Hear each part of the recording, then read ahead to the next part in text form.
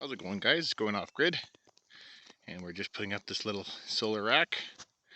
It's just 2x3s driven into the ground, 2 feet to 2.5 feet. And we got 12 180 watt solar panels we're going to be putting on here, and I'll be showing you the inside later. I've shown you guys this installation of the batteries and the automatic transfer switch before, but yeah, it looks pretty good. He's going to paint the feet black and all that stuff. He's going to have a decent little solar system for backup power to keep the sub pump running. This is the basement that floods. I'll give you updates as we go. How's it going, guys? It's going off grid. And here is the update to the other video. There's the inside. We now have 2 strings of 6 panels. We max this thing out at about 150 volts, and we got 75 watts coming in right now. Got a 4,000 watt 48 volt inverter here, which is running whatever they want to run in their house. Mostly a sub pump. It will run their water pump. It does struggle with it though. The water pump takes a crap ton of power to start up. Even their 4,000 watt generator won't start it either. So, but this will start it if you shut the inverter off, turn the water pump on, and then turn the inverter on, and it slowly ramps up the power. It will run the water pump. So that's what they'll do in emergencies.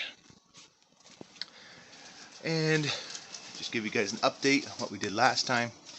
We added a switch here so we can go between grid power, inverter power, or you can have it on auto.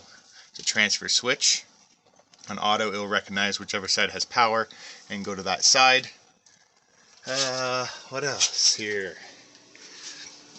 And this is what we are running. We're running this dehumidifier. It's running the sub pump. It's not running the pump right now. The pump, they can run it, but it's not running right now. And there's also one plug upstairs, which is also on solar. This is all wet because water comes in here.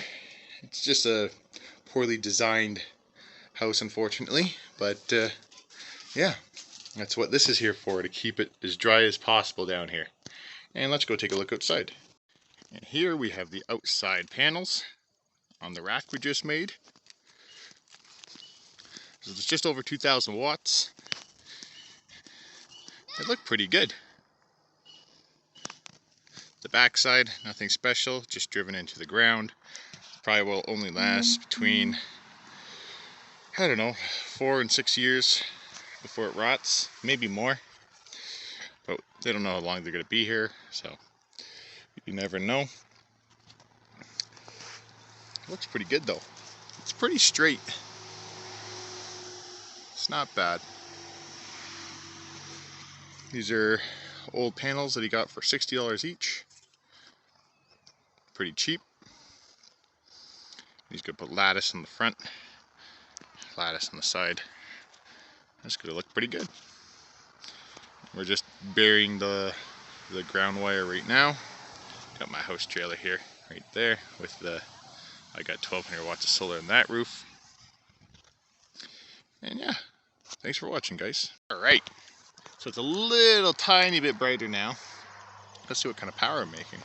A few leaves on that panel and that panel. Yeah, we buried it, got all the wire buried. It looks pretty good. Before you know it, it'll be back to normal and you won't even be able to see where we buried the wire. And let's take a look. See, this is an older house, quite old house actually. Let's see down here what kind of power we're making. That's a bit wet. There we go, 160 watts at 130 some odd volts. It's looking pretty good. You got our Chevy Volt battery. These are 2 kilowatt modules, so 2 kilowatts, 2 kilowatts, 2 kilowatts. So we got 6 kilowatts there. We got a temperature sensor down here. We got a temperature sensor on top there. We got our reliable 4,000 watt inverter running, and just letting you guys know, it even says in Reliable's manual not to hook up the yellow ground to either neutral or live. Let's see if we can find that here. Yeah, right here. It's in notes. You guys can pause that.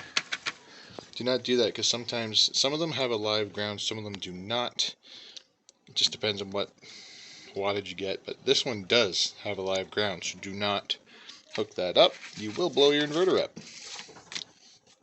Alright, everything's working really good down here. Oh, look at that, 180 watts. This should actually, that's only 10% of what it should be putting in. It should be getting close to 2,000. But we do have 130 feet of this 12 gauge direct barrel wire. So there will be a little bit of losses in that, but shouldn't be too bad. And just show you guys one more time, we got it all running to automatic transfer switch that we currently have on manual mode, because they do have grid power running right now. They just want to use their solar while they can. And yeah, everything's working great. They got an air conditioner upstairs running, or actually I think it's dehumidifying. This is the dehumidifier down here, keep it as dry as possible. That's running off of solar, and the sub pump runs off of solar. And then they have these plugs here, that's all solar. That's generator, and they got a little backup beeper thing in case everything shuts down. This will be running off of solar as well. Yeah, hope you guys enjoyed the video, and thanks for watching.